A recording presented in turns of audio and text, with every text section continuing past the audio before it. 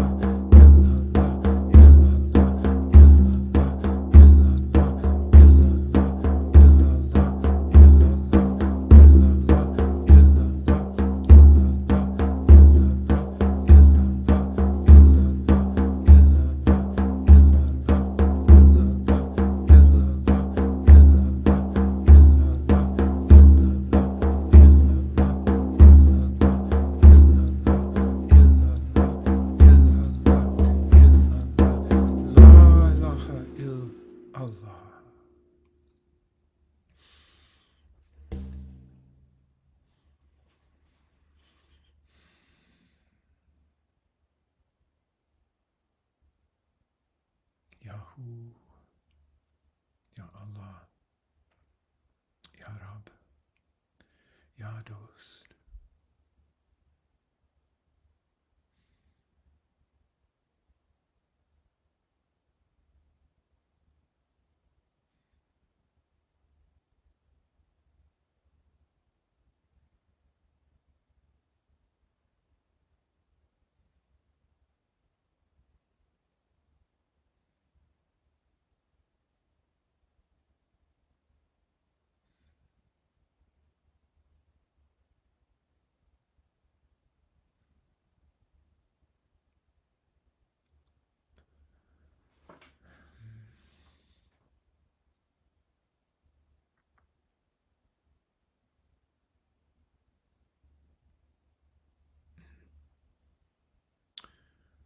Remember, Mevlana says, I want burning, burning.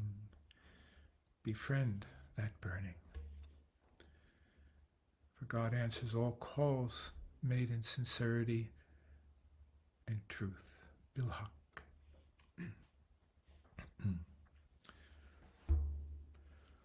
Allah.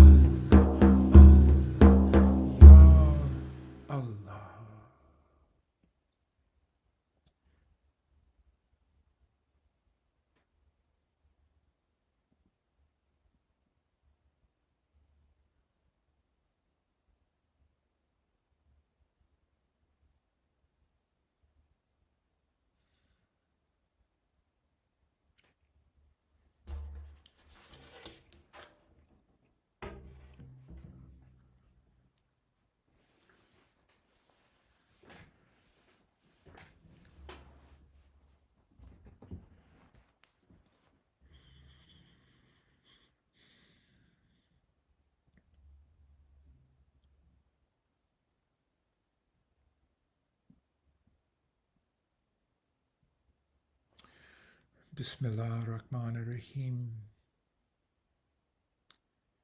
Ikra. Bismi rabbika khalaq. Khalaqal insana min alaq. Ikra wa rabbakal akram. Alladhi alama bil kalam. Alama insana ma'lam ya'lam. Sadaqallahu azim. We give thanks for the light under which we gather, for our peer Hazrati Mevlana Jalaluddin Rumi, for the generations of seekers and guides that have come before us, and for all those who have been our teachers. By the breath of Mevlana, by the secret of Shamsi Tabriz, by the nobility of Imam Ali, with the blessings and guidance of Muhammad Mustafa, mercy to the worlds, let us say who?